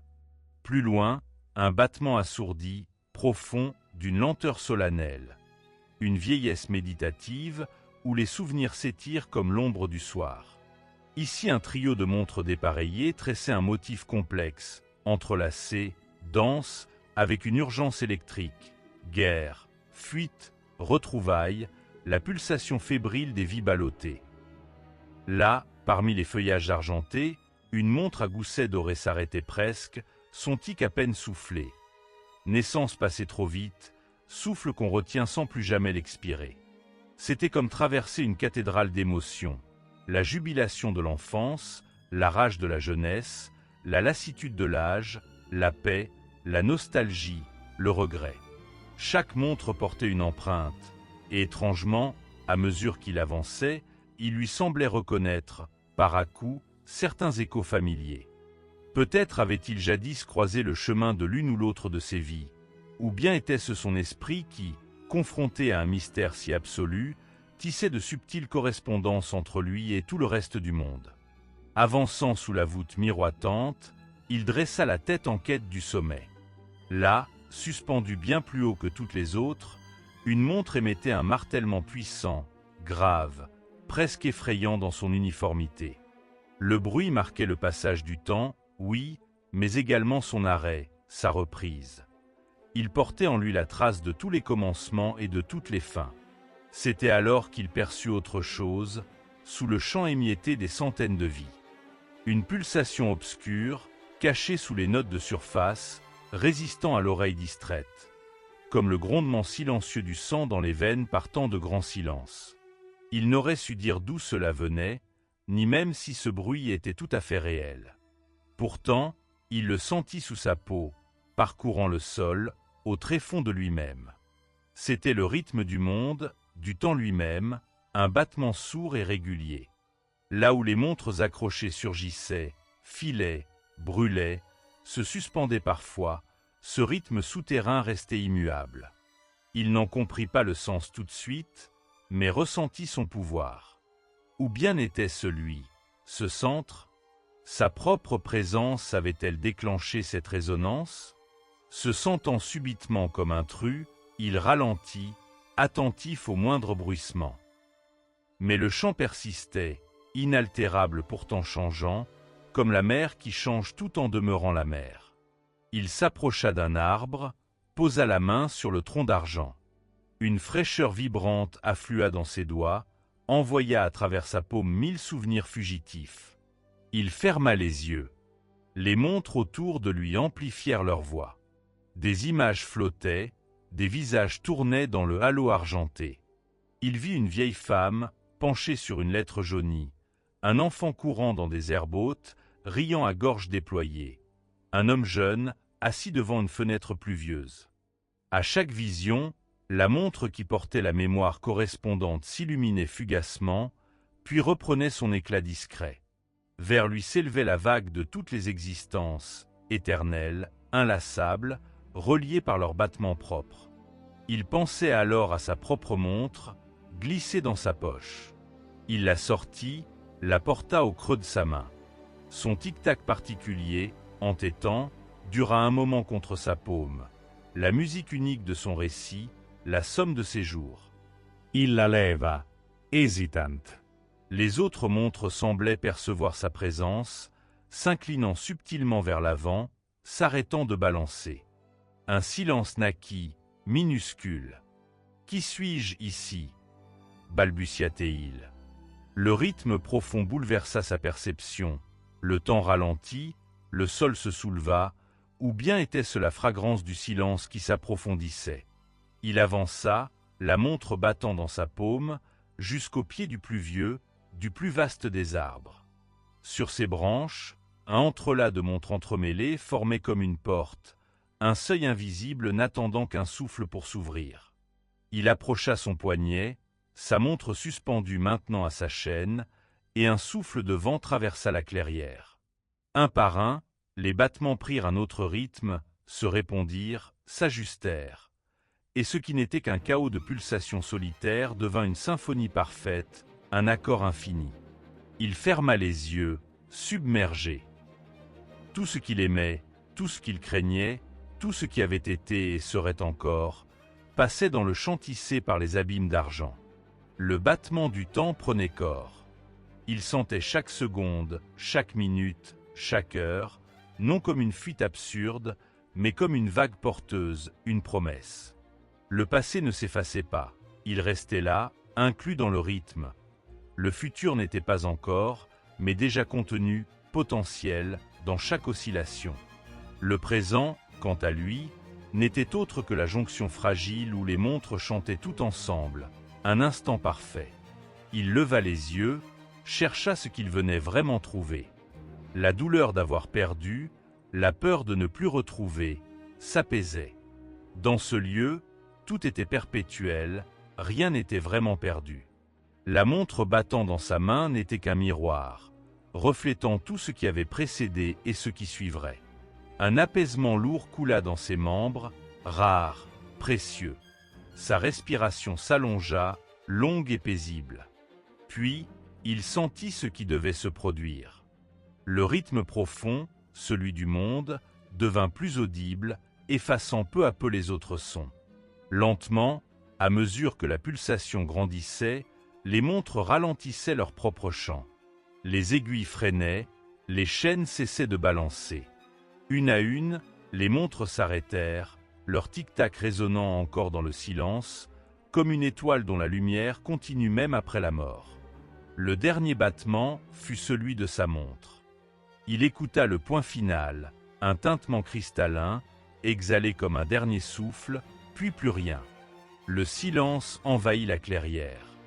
Un silence d'une plénitude inconnue, qui n'oppressait pas mais au contraire emplissait tout d'une douceur absolue. Ce n'était pas la fin, comprit-il, mais bien le cœur du temps, le centre où le mouvement s'origine et s'achève. Dans cette absolue immobilité, le monde entier parut s'étirer à l'infini. Il sentit l'épaisseur de chaque seconde, le volume du vide entre deux battements.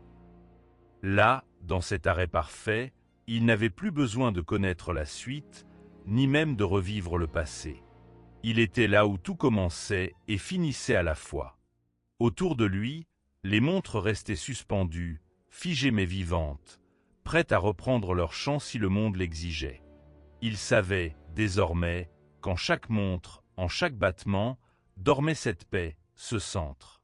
Qu'il n'y avait nulle crainte à avoir, parce que tout reviendrait, tournerait, recommencerait. La clé n'était pas de tenir le temps, de le forcer à s'écouler selon son désir, mais de l'écouter, de l'accueillir, d'en saisir le champ secret. Il sentit dans sa poitrine quelque chose se dénouer. Un nœud vieil comme son enfance, comme son premier cauchemar, son premier souvenir d'avoir perdu quelque chose ou quelqu'un. Ce nœud fondit, se changeant en une lumière tiède qui se répandit dans ses bras, son ventre, ses jambes, jusqu'au bout de ses doigts. Il n'était plus un visiteur, il faisait partie du lieu, de la clairière, du cœur du temps. Il n'était plus seul. Dans l'obscurité tranquille que la nuit avait posée comme une écharpe de soie sur le jardin, il se tenait là, les épaules courbées par la fatigue du voyage. Aucun son ne troublait le silence, sinon le rythme lent de sa propre respiration et le froissement doux des feuilles dans la brise lointaine. Un chat efflanqué glissa entre les herbes, s'arrêta sous un buisson et leva vers lui des yeux perspicaces et dorés. Il resta immobile, attendant que quelque chose advienne, une douceur, une fin, une réponse. Le ciel au-dessus de sa tête était pareil à un immense drap noir piqué d'épinglettes blanches. Parfois, une étoile filait, traçant sur la toile sombre une ligne de lumière éphémère, promesse d'un vœu. Il eut envie d'en formuler un, mais aucun mot ne lui venait. Il était vide, ou peut-être était-il plein. Plein de tous les rêves, les peurs, les souvenirs des jours révolus. Un murmure intrigant s'insinua entre les ronces de ses pensées. Il ferma les yeux. Quand il les ouvrit, tout avait changé. Devant lui, suspendues au-dessus du sol, flottaient deux mains. Elles étaient impossibles à ignorer, car elles brillaient d'une lumière douce, dorée et bleutée, qui pulsait comme une respiration. Translucide, il pouvait voir à travers leur peau diaphane de fines veines de lumière, parcourues de lueurs argentées. Elles ne semblaient pas menaçantes, ni même étrangères. Il ressentait au contraire une chaleur calme, un réconfort puissant. Les mains s'approchèrent, mouvantes et lentes, puis, délicatement, se posèrent l'une contre l'autre et s'ouvrirent. Dans leur creux reposait une graine. Il la regarda, fasciné. Si petite, à peine plus large qu'un ongle, et pourtant, elle irradiait quelque chose d'infiniment vivant. La surface brune et nacrée vibrait d'une énergie qu'il ne comprenait pas, un écho de ce qui pouvait advenir. Il tendit la main, sans hésiter ni réfléchir, comme si toute sa vie l'avait préparé à ce geste. Les mains de lumière effleurèrent les siennes, et il crut sentir une brise tiède et soyeuse glisser sur sa peau. Une voix s'éleva, chuchotée, fluide, traversant directement la barrière de son crâne. « Plante-la, et tu comprendras. » Comme dans un rêve où l'on sait quoi faire sans qu'on vous le dise, il s'agenouilla. Sous ses doigts, la terre était tiède et friable, parfumée de mémoire et de promesses, lourde de potentialités cachées. Il creusa un petit trou, juste la taille qu'il fallait, indécis, attentif, puis, avec une délicatesse étrange, il y déposa la graine.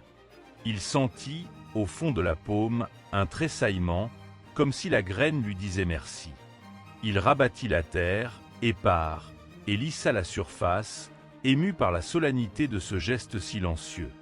Quand il se redressa, un souffle traversa le jardin. Pas un vent froid ou malicieux, mais un souffle léger, presque imperceptible, qui semblait naître du sol même et s'élever dans l'air. Les feuilles frissonnèrent, les herbes se courbèrent en silence, et le chat, là-bas, détourna la tête comme s'il venait d'entendre un mot secret venu du fin fond de la nuit. Tout autour de lui, le monde retenait son souffle. Il sentit l'immobilité, ce sacré suspendu, sa peau picotant sous la lumière pâle de la lune qui se glissait entre les branches noires. Tout se tut, plus de bruit de moto dans le lointain, plus d'aboiements, plus même le grondement bas de la ville. Pour un instant, il fut le battement d'un cœur universel. Quelque chose murmurait sous la terre. Il voulut poser une question, mais la voix lui revint, comme portée par les racines du grand saule près du portail. « Patience, souffla-t-elle, écoute la graine, elle se souvient de tout. » Il resta là, les genoux en terre, à observer. La lumière émanant des mains disparut peu à peu, se dissolvant dans l'obscurité, mais le souvenir de leur chaleur restait dans l'air, suspendu. Le temps s'étira, fluide, étrange. À force d'écouter, il crut deviner d'autres sons. Le chant silencieux des vers fouissant la terre, le cri feutré des racines qui écartent la glaise, le ruissellement lent d'une goutte d'eau qui, de fil en aiguille, trouve son chemin vers la vie. La nuit s'emplissait de présence. Ce n'était pas la solitude qu'il connaissait, triste et froide, mais une solitude habitée, traversée d'êtres invisibles, d'esprits ou de souvenirs. Il ferma de nouveau les yeux, cherchant à percevoir la vie minuscule qui commençait là, sous sa paume. La graine palpitait doucement, battant au rythme de son propre cœur, d'abord faible, puis plus nette, comme si le temps tout entier se concentrait à cet endroit précis. Il sentit en lui un frémissement. Une ancienne mémoire s'ouvrit, non pas la sienne, mais celle du monde. Des images s'ébauchèrent derrière ses paupières. Une pluie tiède tombant sur une terre vierge, le bourgeonnement d'une pousse verte, fragile, triomphante, les voix claires des premiers oiseaux chantant la venue du matin, l'explosion silencieuse des premières fleurs. Il vit un enfant, quelque part derrière les âges, s'accroupir devant un jardin semblable et dessiner des sillons dans la terre noire, semant des graines, les mains pleines d'espoir. Il resta longtemps là, ne sachant plus ce qui était réel. Peut-être que la frontière entre rêve et réveil s'était effacée, peut-être était-il ailleurs. Le vent tournoya, emportant avec lui les fragments d'une langue oubliée. La graine, à présent, semblait raciner plus profondément dans son dos, ancrant dans son propre être des promesses qu'il n'osait nommer. Il sentit ses mains bouger, presque sous leur propre influence, traçant dans la poussière des cercles anciens, des symboles venus d'avant la mémoire. La terre sous ses ongles vibrait, le caressait, exhalait une odeur vive, sauvage. Une pulsation secrète, à la fois neuve et intemporelle, le traversait. C'est là, se dit-il dans un souffle, juste là. Quelque chose dans la nuit changea. Un rayon de lune se posa sur l'endroit où il avait enfoui la graine. La lumière semblait onduler, comme si l'ombre même retenait sa respiration. Il entendit derrière lui le frottement ténu des branches, le craquement d'un bourgeon s'ouvrant précocement. La réalité vacilla, et dans l'espace infime de silence qui s'ensuivit, il vit. Ce n'était qu'une hallucination, sans doute, une image forgée par son besoin de croire, mais, sous la terre, la graine se fissurait déjà. Lentement, presque à regret, la coque se fendilla, et une pointe verte surgit, minuscule et têtue, soulevant des grains de sable, cherchant la lumière. Il sentit l'élan de cette vie infime, le vertige du devenir, la confiance profonde de la plante et son espoir. Il comprit que chaque graine plantée contenait tout un monde en sommeil, et que dans chaque geste se trouvait la totalité du temps, offerte aux mains de qui sait attendre. Il vit la plante grandir, pas dans la rapidité des films accélérés, mais dans celle, étrange et secrète, des souvenirs les plus anciens. L'arbre monta lentement vers le ciel. Les racines s'enfoncèrent, spiralées et nerveuses, dessinant, sous la surface, une carte secrète du monde enfoui. Le tronc épaissit, des branches surgirent, des feuilles embrassèrent la lumière. Les cycles du jour et de la nuit défilèrent, les saisons se superposèrent, tissant une histoire d'attente, de blessures et de croissance silencieuse. L'arbre, tour à tour fragile et invincible, strié des marques du temps, devint un être à part entière, témoin des années et de tout ce qui viendrait, dormirait, s'aimerait ou pleurerait sous son ombrage. Il sentit, là, au creux de son ventre, une chaleur nouvelle. Il n'était plus tout à fait lui-même. La graine et lui, à présent, partageaient la même histoire. Il était la main qui plante, la terre qui accueille, la pluie qui abreuve, l'insecte qui pollinise, le soleil qui réchauffe. La main du temps passait sur lui sans hâte, écrivant lentement un récit d'éternités imbriquées. Dans son esprit, des images affluent, des générations d'enfants cueillant les fruits, des oiseaux bâtissant des nids, des amants gravant leurs prénoms dans l'écorce, des vieillards s'asseyant sous la ramure pour raconter à des petites oreilles ce que la vie leur a appris. Il comprend à présent ce qu'il ignorait. La moindre semence porte en elle non seulement le futur, mais aussi tous les passés, et chaque naissance réveille quelque chose d'ancien, un souvenir du tout premier germe, le secret partagé du commencement. Le vent s'étire en profondeur, chaud et parfumé. Une pluie fine et légère commence à tomber, lavant la poussière de la nuit, éveillant le parfum musqué de la terre humide. Il reste là, banale silhouette dans le jardin, les doigts sales, le cœur lavé, à écouter l'eau glisser sur les pierres, à entendre le clapotis rassurant, presque maternel, de la pluie.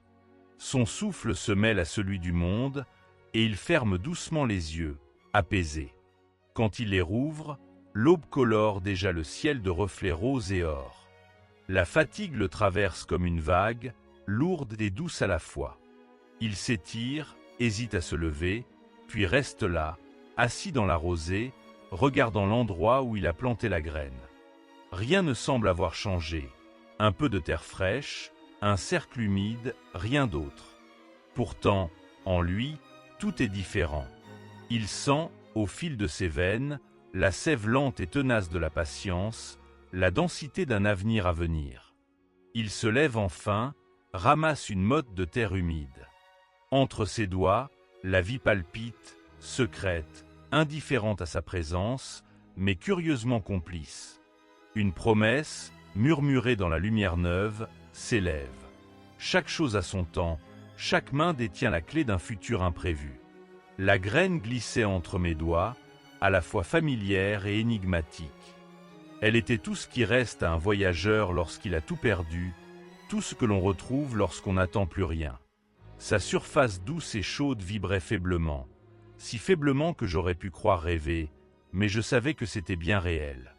Je la tenais, et elle tremblait à la manière d'un cœur sur le point de prononcer un serment. Je posai cette minuscule graine au centre de la clairière baignée d'une lumière laiteuse. Aussitôt, l'air changea, flottant autour de moi, feutré, vibrant d'une promesse séculaire. La terre sembla respirer sous les feuilles mortes. Du sol s'éleva un éclat doré, effleurant la graine comme une caresse de la lumière sur la peau d'un enfant. Un souffle invisible souleva les poussières, fit danser l'herbe, et du cœur de cette graine émergea une pointe verte, timide et fragile. Le temps se plia alors, suspendu en un silence où même les oiseaux turent leur chant. J'eus l'impression de percevoir la pulsation de la sève, la lente lancée d'un rêve s'incarnant dans la matière. La pointe se redressa, se faufilant, infime, conquérante. Sous mes yeux, l'herbe plia, cédant devant la croissance irrésistible de ce germe. La tige se dressa, oscillant un instant dans sa verdeur pure, puis deux feuilles s'ouvrirent, tremblotantes comme des mains d'enfants cherchant à saisir la lumière. Mais le miracle ne s'arrêta pas là. La croissance s'emballa, rapide et irrésistible, défiant l'entendement. La plante gagna en hauteur, s'épaissit, enlaçant l'air d'un vert profond et montant toujours plus haut. Devant mon regard écarquillé, la tige devint tronc, lisse puis rugueux, marqué de circonvolutions étranges et d'une myriade de motifs que je crus voir bouger dans la lumière. Les racines, invisibles, s'enfoncèrent dans la terre, osant plonger plus profondément que les siècles mêmes. Un souffle sourd résonna à mes oreilles, et je sus que ce n'était pas le vent, mais le son des racines qui déchiraient la terre, allant jusqu'au tréfonds du monde, cherchant l'eau secrète nourrissant tous les commencements. Je percevais le choc sourd de la vie forçant le passage, une patience fiévreuse enracinée dans le mystère du sol. Les branches jaillirent, bras ouverts vers l'espace, et tout autour le ciel parut s'écarter pour leur offrir leur place. Les nuages se froissèrent sur leur passage, et les feuilles, d'un vert chatoyant, apparurent, chacune unique, palpitant d'une sève ardente. Je sentais leur chant silencieux, leur murmure d'infimes souvenirs, un vertige de possible. À chaque nouvelle extension, l'arbre semblait aspirer la lumière du jour, capter chacune de mes respirations, engranger en lui le tic-tac des secondes et le battement du monde. Tout se faisait plus dense, plus vaste, saturé de lenteur éblouie. La canopée se déploya, élargissant sa couronne bien au-dessus de ma tête, et alors que son sommet disparaissait dans la brume haute, je distinguais des fruits suspendus dans l'air, pareils à de minuscules lunes effleurant la surface des nuages. Des sphères iridescentes, tantôt pâles, tantôt profondes, parsemaient les branches. Chacune brillait d'une lumière singulière, fruit unique d'un dialogue secret avec la terre et le ciel. Comme mûrissant dans le secret d'une mémoire ancienne, ces fruits pulsatiles paraissaient respirer, chacun au rythme de la vie qu'il avait vu naître.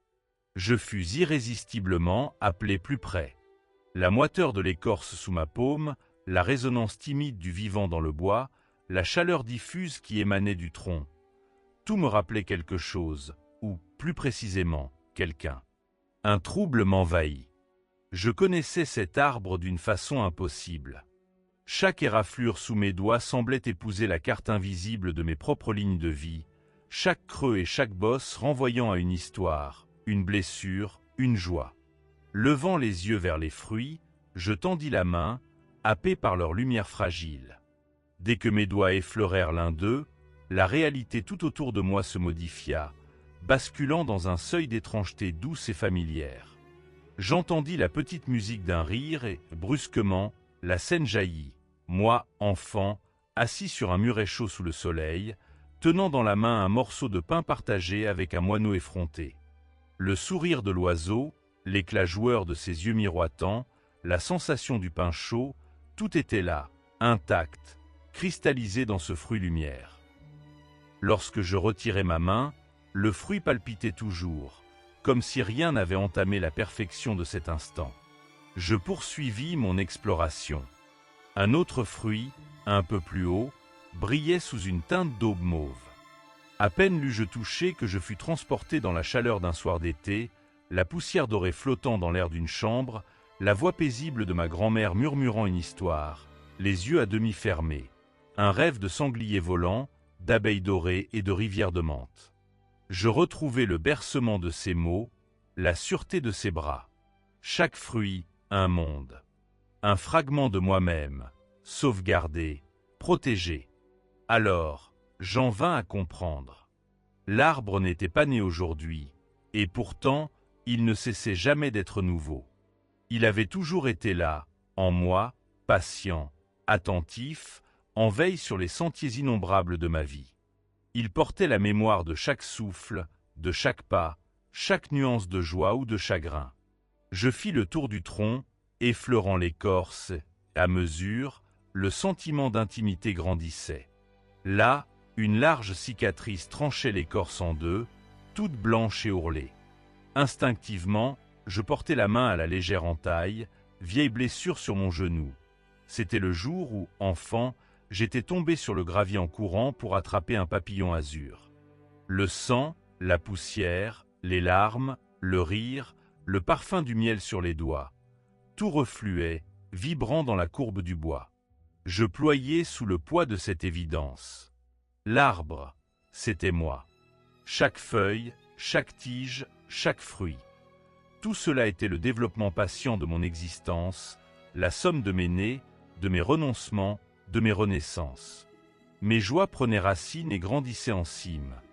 Mes peines devenaient la profondeur calme des racines, terrées dans l'obscur, portant la force muette nécessaire à chaque bourgeon futur.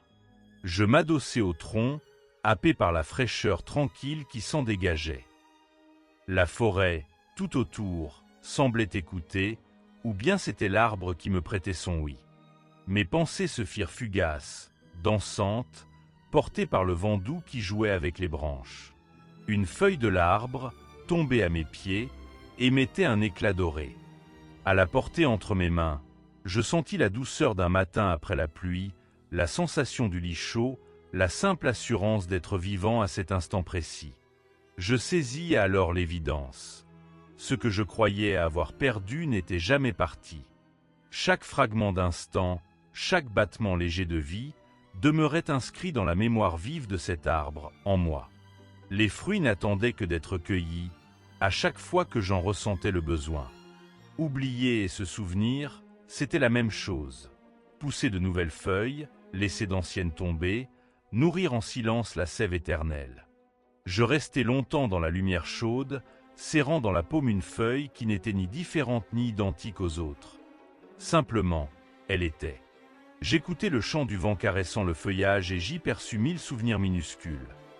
La caresse de ma mère sur mon front, le frémissement d'un chien à l'aube, la sensation de la neige sur la langue, la peur du noir, la douceur d'un adieu, la joie éclatante d'une première victoire, toutes ces fractions de vie, ces promesses, ces douleurs mêlées, formant un tissu serré, chatoyant, inaliénable. L'arbre déployait ses branches autour de moi, m'invitant à l'ascension. J'y lus une offrande silencieuse.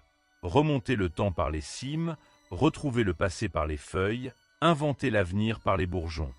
J'escaladai les premières branches, celles où les feuilles étaient larges et basses, accueillantes comme des bras. Sous mes pieds, l'écorce vibrait, ni dure, ni tendre, mais exactement comme la paume d'une main qui a tant donné. Je grimpais, lentement, sans peur. À mesure que j'élevais mon corps vers les hauteurs silencieuses, la lumière se modifiait, passant du doré du matin à l'argent lunaire de la nuit. Là-haut, les nuages dessinaient des passages secrets, s'ouvrant sur des paysages inattendus. Chaque nouvelle ramure me montrait une perspective différente. Ici, je lus dans une feuille la promesse d'un matin d'automne. Là, je frôlais un fruit dans lequel un baiser s'attardait encore, suspendu entre deux souffles.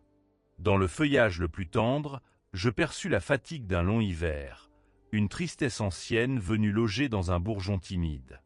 Ce n'était pas une douleur, mais la source secrète de tendresse qui, chaque printemps, faisait lever la sève, forçant la joie à revenir, insistant, fidèle. Mes tristesses personnelles, mes peurs, s'incarnaient comme de minuscules fruits brumeux, à peine visibles au regard pressé, mais présents, têtus, nécessaires. Je m'arrêtai sur une branche robuste, surplombant tout le paysage. De là, la clairière semblait minuscule, et l'horizon s'étendait, illimité. Je sentis l'éternité de l'instant, ce moment suspendu, fragile, parfait.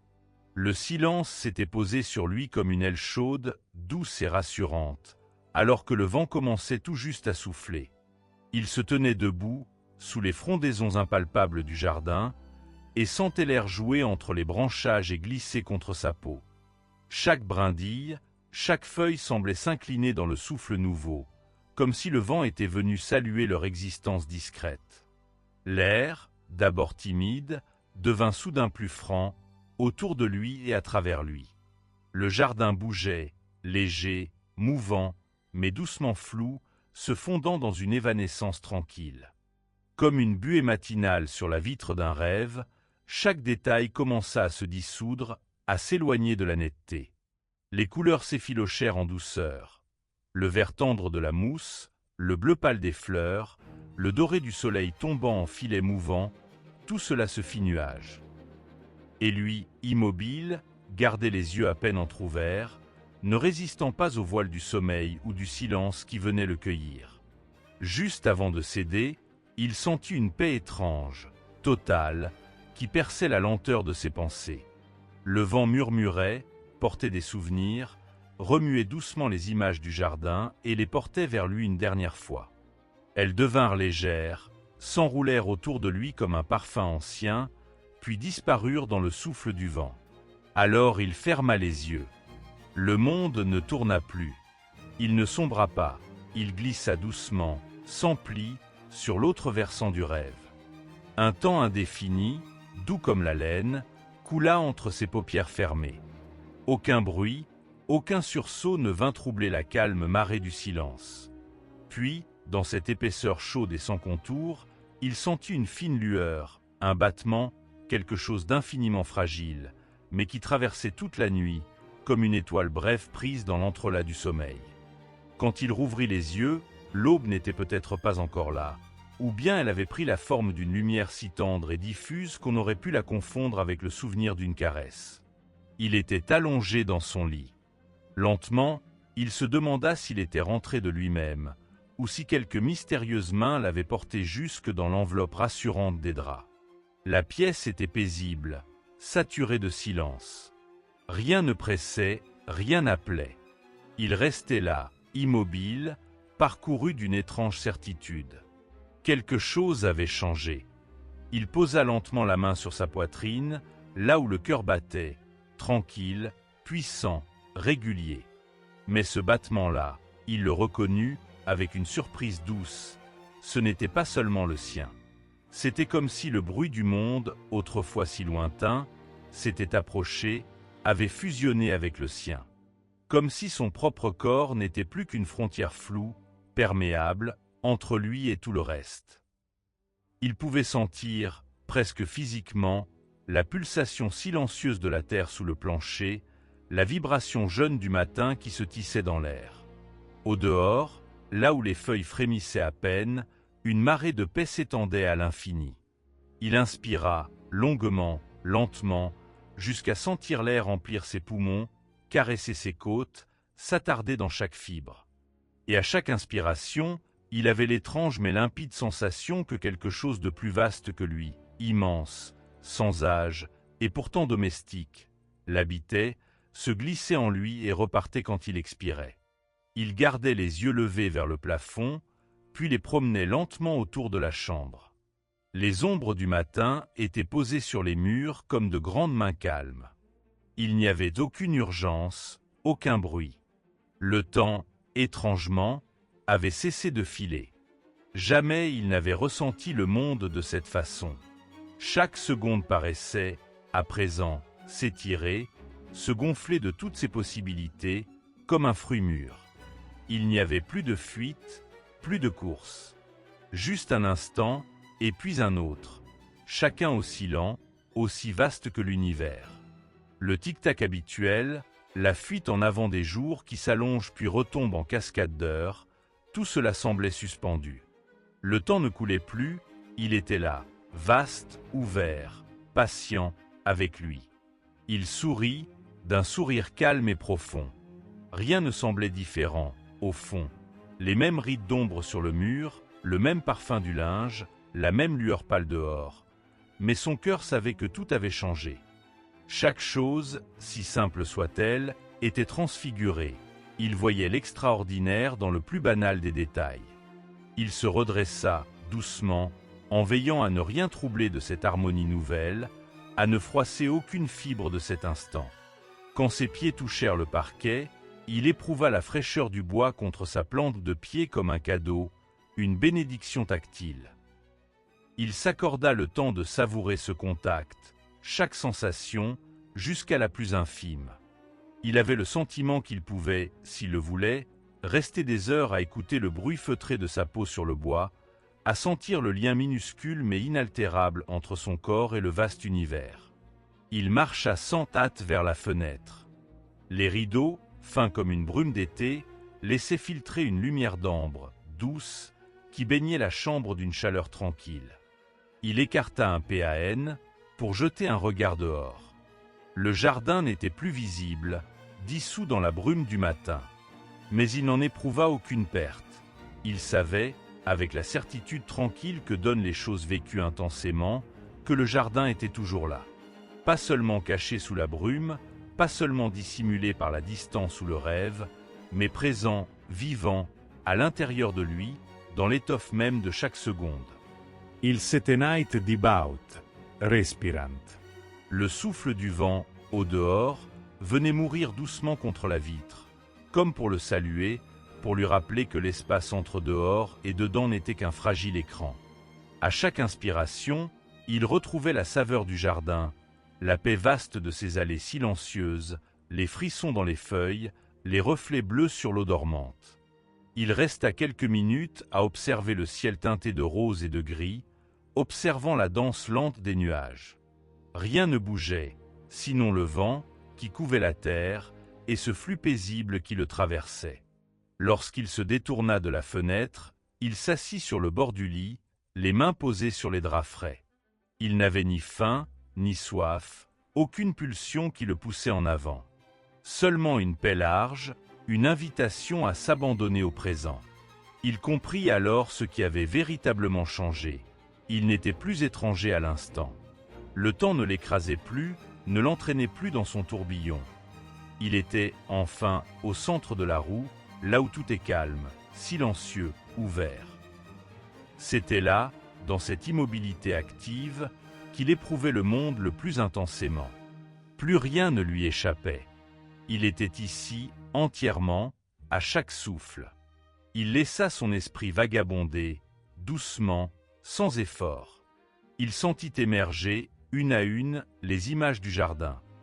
La courbe d'un sentier de gravier, la lumière jouant entre les pétales, l'eau dormante que le vent effleurait. Tout refluait vers lui, non plus avec le tranchant de la nostalgie, mais comme une évidence tranquille. C'est là, pensait-il. Le jardin du temps est là, avec moi, en moi, à chaque instant où je prends le temps de respirer. Les heures n'avançaient pas. Peut-être avaient-elles simplement cessé de compter, ou bien, plus mystérieusement, s'étaient-elles épanouies, devenant vastes, aériennes, prêtes à se laisser habiter. Il sentit, en son dedans, ce glissement, la vieille tension, ce besoin de courir après le temps, avait disparu. Il devenait peu à peu ce qu'il avait longtemps cherché, un espace immense et humble, capable d'accueillir tout ce que chaque souffle portait. À mesure que la lumière montait dehors, le monde restait silencieux, suspendu comme dans une attente douce. Il entendit un merle, quelque part sous la fenêtre, donner sa note ronde et claire, puis se taire. Quelques battements d'ailes, un souffle plus vif dans les feuilles, rien de plus. C'était comme si le vent lui-même, après l'avoir traversé, avait apaisé tous les bruits du monde. Il eut l'impression d'être assis au milieu d'un vaste jardin translucide où chaque geste avait la beauté d'un rituel, chaque inspiration le poids d'un monde. Il pouvait sentir, dans le murmure du vent, la trace des jours passés, les choses vues, les paroles tues, tout ce qui avait été et qui s'était inscrit en lui comme une eau claire, prête à jaillir. Il se leva, marcha lentement dans la chambre, puis s'arrêta à nouveau, juste là où la lumière tombait en biais sur le sol. Il laissa courir ses doigts le long du mur, effleura les objets familiers, sentit dans cette lenteur la densité de chaque instant. Tout était plus dense, plus vrai. Rien ne pressait. Il était là tout entier. Il s'adossa contre le mur, ferma les yeux, écouta la rumeur sourde du matin. Loin dans sa mémoire, le jardin était revenu, non plus comme un endroit, mais comme une présence, un souffle. Il se souvint de la façon dont la lumière s'accrochait aux feuilles, de la douceur du vent sur sa nuque, du parfum mêlé de l'herbe et des fleurs humides. Mais ce souvenir, à présent, vivait dans chaque cellule. Il n'était plus seul à revivre le passé. Le passé, l'instant, habitait à la même minute tranquille. Il n'y avait nulle part où aller, rien à regretter. Tout était là, large, ouvert, présent. Il suivit mentalement le fil de sa respiration. À chaque inspiration, un espace s'ouvrait, infini, protecteur. À chaque expiration, il sentait que ce qui pesait autrefois, les tracas, la brume de la mémoire, la peur du lendemain, s'effaçaient, remplacés par ce silence vivant qui l'emplissait. Soudain, il comprit qu'ici, à cet endroit du monde intérieur, tout ce dont il avait besoin existait déjà. Il n'avait qu'à respirer, à s'emplir du souffle du vent et à lui confier ses silences. C'est ainsi que s'achève cette saga. Merci d'avoir suivi cette histoire. N'oubliez pas d'aimer, partager et vous abonner à Saga Ancestrale pour d'autres récits fascinants. À bientôt.